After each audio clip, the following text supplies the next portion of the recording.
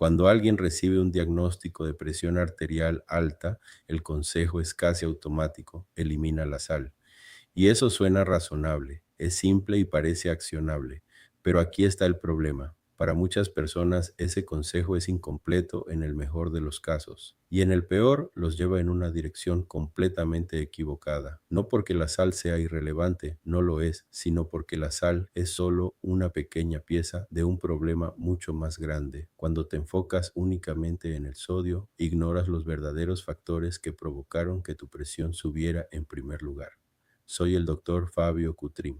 En este video quiero mostrarte las causas reales de la presión arterial alta que con frecuencia se pasan por alto. Son factores sobre los que puedes actuar hoy mismo y en muchos casos, una vez que los corriges, tu presión baja con rapidez sin necesidad de medicamentos. Vamos a hablar de deficiencias de nutrientes, factores metabólicos y hormonales que causan hipertensión.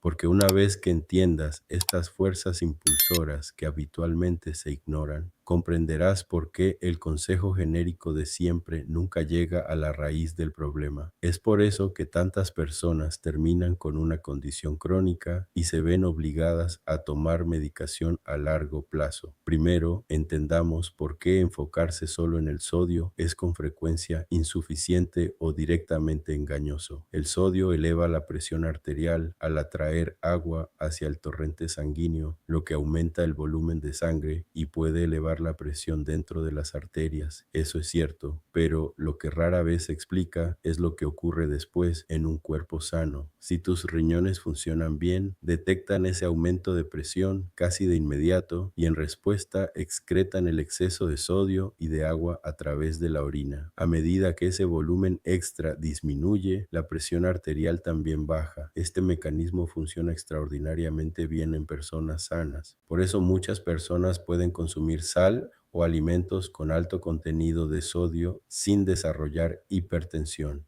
Y por eso existe tanta variabilidad individual en la sensibilidad a la sal. Algunos son muy sensibles y otros apenas responden. Cuando la presión se mantiene alta incluso después de reducir el sodio, eso te dice algo importante. El problema no es el sodio que estás comiendo. El problema es cómo tu cuerpo lo está procesando. Y ahí es donde comienzan a aparecer las causas reales de la hipertensión. El magnesio es lo primero que evalúo. El magnesio desempeña un papel absolutamente crítico en la regulación de la presión arterial. Potencia el óxido nítrico y la prostaciclina, dos sustancias que ayudan a relajar y dilatar los vasos sanguíneos. Cuando el magnesio es bajo, los vasos permanecen más contraídos de lo que deberían, lo que dificulta el flujo sanguíneo y eleva la presión arterial. La razón por la que enfatizo tanto el magnesio es que su deficiencia es muy común. Algunas estimaciones indican que casi la mitad de la población no obtiene suficiente magnesio a través de la dieta. Un metaanálisis de 22 estudios encontró que las personas con niveles más bajos de magnesio tenían mayor probabilidad de padecer hipertensión, y cuanto más bajo el magnesio, mayor el riesgo. ¿Por qué tanta gente tiene deficiencia de magnesio? Una gran parte del problema son los alimentos que consumimos: cereales refinados, alimentos azucarados y procesados que carecen de minerales esenciales, incluido el magnesio. Y consumir mucho azúcar también provoca que el cuerpo pierda magnesio a través de la orina, agravando aún más el problema. Incluso si obtienes suficiente magnesio en papel, es posible que en realidad no lo estés absorbiendo en cantidad suficiente, porque la agricultura moderna agota los minerales del suelo más rápido de lo que se reponen. El alimento tiene el mismo aspecto, pero menos magnesio que hace apenas unas décadas. Mi enfoque es priorizar alimentos ricos en magnesio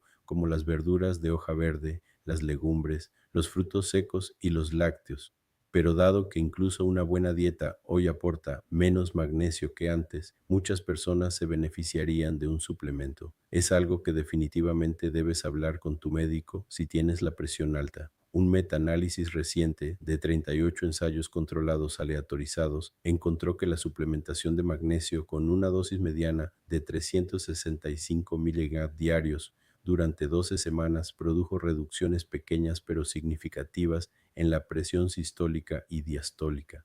En personas con hipertensión que ya tomaban medicación, La suplementación de magnesio resultó en una caída de casi 8 mg en la presión sistólica. La insulina es otra pieza fundamental que casi siempre se ignora. Cuando los niveles de insulina están elevados, los riñones comienzan a retener sodio, simplemente dejan de eliminarlo. Como resultado, los riñones retienen sodio y agua, y eso eleva la presión arterial. Y esto ocurre aunque la ingesta de sodio no haya cambiado en absoluto. Por eso las personas con resistencia a la insulina, prediabetes o diabetes tipo 2 frecuentemente terminan con presión alta. Y también por eso la presión a menudo mejora cuando los niveles de insulina bajan, incluso antes de que la persona pierda mucho peso. Esta es otra razón por la que eliminar los alimentos procesados, los carbohidratos refinados y los azúcares ayuda a la presión arterial incluso más que una dieta baja en sal. El sodio puede elevar temporalmente tu presión, pero son los niveles crónicamente altos de insulina los que convierten eso en un problema permanente. Aquí es donde entra también la fructosa. La fructosa es un azúcar simple que se usa como edulcorante o conservante en muchos alimentos procesados. Cuando consumes demasiada fructosa de alimentos o bebidas procesadas, tu cuerpo produce mucho más ácido úrico. Y eso causa hipertensión porque el ácido úrico interfiere con el óxido nítrico, que es el responsable de mantener los vasos sanguíneos relajados, además de endurecer los vasos y dificultar que los riñones eliminen el sodio. El ácido úrico es uno de los análisis que reviso de rutina en todos mis pacientes, especialmente si tienen presión alta.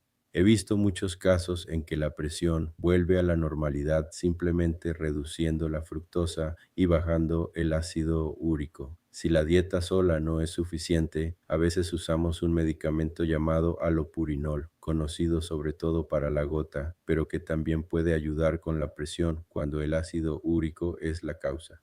El punto más importante es este: si eliminas los azúcares y los alimentos procesados, mejoras tanto la resistencia a la insulina como los niveles elevados de ácido úrico. Y es sorprendente ver con qué rapidez corregir solo esos dos factores puede revertir la presión arterial, incluso sin los medicamentos habituales para la hipertensión. Este es el patrón que seguirás notando. La hipertensión no está causada por un solo gran error o una sola razón. La mayoría de las veces está causada por muchos pequeños estreses fisiológicos que se suman para crear un problema grande. El potasio es otra pieza fundamental que con frecuencia se ignora. El potasio actúa en dos lugares principales del cuerpo. Primero, en los vasos sanguíneos y en los riñones. El potasio ayuda a los vasos a relajarse y le indica a los riñones que eliminen el exceso de sodio en la orina, contrarrestando básicamente la retención de sodio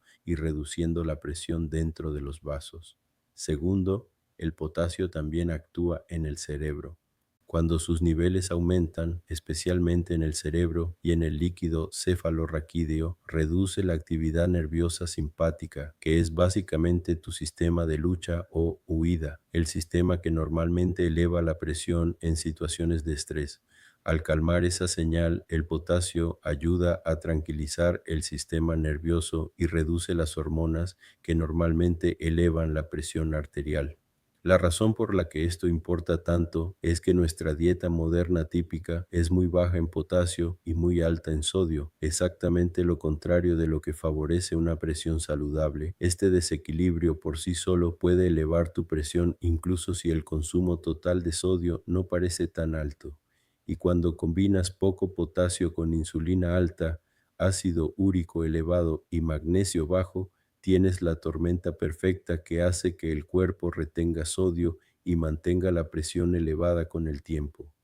Para agregar más potasio a tu rutina, mis alimentos favoritos son los vegetales de raíz como las patatas y los boniatos, las frutas de enredadera como los tomates, los pepinos y las berenjenas, las verduras de hoja verde como las espinacas y las legumbres como los garbanzos, las alubias y los guisantes, que además te aportarán mucha fibra de calidad. Y si estás llevando la cuenta, muchos de estos alimentos también te ayudarán a obtener más magnesio, así que obtienes un doble beneficio. Esta no es una lista completa de todo lo que puede elevar tu presión. No hemos hablado de cómo las deficiencias de otras vitaminas y micronutrientes como la vitamina D o la B12 también pueden jugar un papel importante. No hemos hablado de la homocisteína, que también importa, ni del estrés, ni de la calidad del sueño, ni de trastornos endocrinos secundarios como el aldosteronismo primario, que aparece en entre el 8 y el 20% de los casos de hipertensión resistente. Profundizaré en todos esos temas en videos futuros. Lo que sí quiero que te lleves claro hoy es esto. Aborda estos factores de forma temprana, antes de que el daño en los vasos sanguíneos se instale, porque una vez que el daño se acumula y los vasos se vuelven rígidos y pierden elasticidad, la hipertensión se vuelve mucho más difícil de revertir. Si este video te fue útil, compártelo con alguien a quien quieras que esté lidiando con la presión alta, un familiar, un amigo cercano, esa persona que lleva años tomando medicación sin entender por qué su presión no termina de controlarse. Esta información puede cambiar su perspectiva por completo, y si todavía no estás suscrito a este canal, hazlo ahora mismo y activa la campana de notificaciones. Cada semana publico contenido médico serio y basado en evidencia real para que tengas el conocimiento que necesitas para tomar decisiones informadas sobre tu salud. Deja un comentario abajo y cuéntame si alguna vez te hablaron de estos factores o si solo te dijeron que redujeras la sal. Leo cada mensaje. Soy el doctor Fabio Kutrim. Cuídate mucho y nos vemos en el próximo video.